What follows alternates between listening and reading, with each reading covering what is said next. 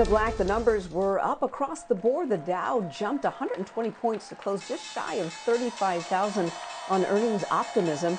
The Dow was up more than 126 points to close at 34,996. That is a new record close. The S&P was up a little more than 15 points to close at 4384, and the Nasdaq gained more than 31 points to close at 14,733. Well, if you have kids, there may be a little more money in your bank account starting this week. The first eligible families could start receiving payment as part of the Biden administration's enhanced child tax credits. And you don't have to wait until next April to take advantage of this program. Half of the money will be paid in monthly installments.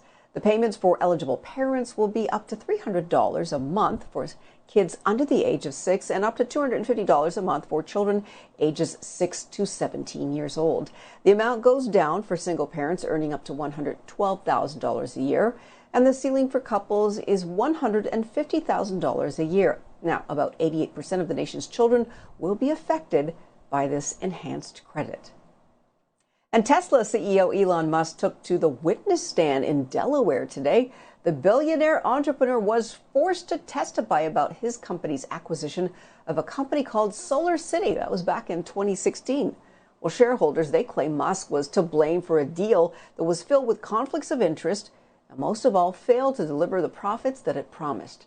Last year, a judge approved a $60 million settlement against all directors on Tesla's board except for Musk. Musk refused to settle, so he is left as the sole defendant. Even if Musk loses and has to pay $2.5 billion out of his own pocket, he probably won't be downsizing. Forbes magazine estimates Musk's fortune at $163 billion. And here's a recall that may take you by surprise. General Motors says 400,000 of its trucks have side airbags that can go off for no reason, even if you're not in the vehicle. The recall involves some GMC and Chevy trucks manufactured between 2015 and 2016. Now, so far, no injuries have been reported by the spontaneous airbag deployments. GMC and Chevrolet plan to notify owners of the affected trucks over the next month and invite them in to have the defect fixed for free. And from TV to TikTok, kids are bombarded with ads for fast food that's high in calories and salt. But did you know that black and brown children are far more likely to see those ads than their white friends? That's the conclusion of a report by the Rudd Center for Food Policy and Obesity. BNC talked to Dr. Fran Fleming about what the study really means, and you may learn a new phrase, pester power. Take a listen. We look at the difference between what white children are seeing versus black children, and we're able to do this with our Nielsen research. When you compare black children to white children, they're seeing in 2019, black children are seeing 75% more ads than white children. And in 2012, they were seeing 60% more. So the disparity between exposure has increased. And some of it's due to watching TV more. You watch more TV, you're more likely to see ads. But that's, targeting is part of it there too. I mean, we look at the advertising that's on black targeted channels, and again, it's not for healthy products. It's for vastly unhealthy products. And in this particular report for fast food, very little money, maybe 1%, was put towards the spending was put towards healthier items. Fast food restaurants have come up with nutritious options. And, maybe you have seen some of them when you're at a fast food restaurant. But the one thing that we found in this study is that very little money was put behind the promotion of those items.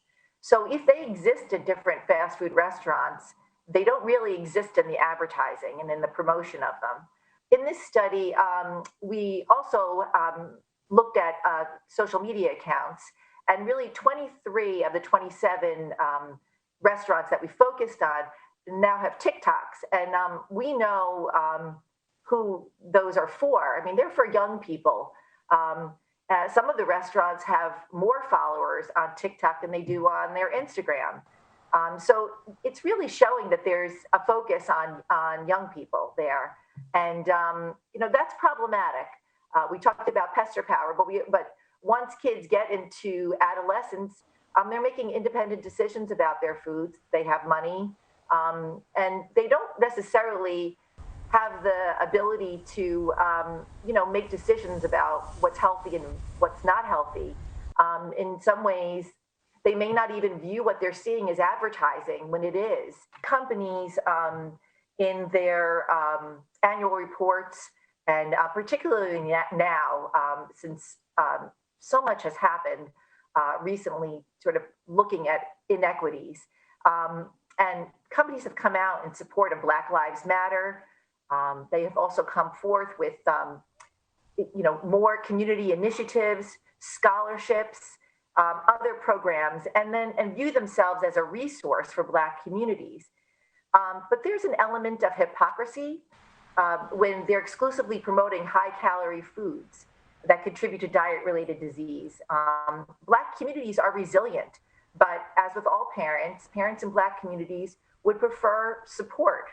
And this type of marketing really sabotages parents' best efforts. If their kids are seeing ads for burgers, fries, pizzas, they're going to be asking their parents for them. And I think right now we could all use a little bit of support. It's marketed to kids, it's probably not good for you, is my phrase.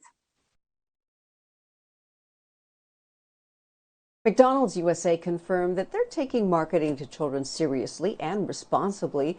They went on to say it's an area that must be addressed at both a company and an industry level. Now, McDonald's added that 100% of ads shown to children in 2019 are featuring their Happy Meal with milk or juice for a beverage and fruit or dairy as a Happy Meal side.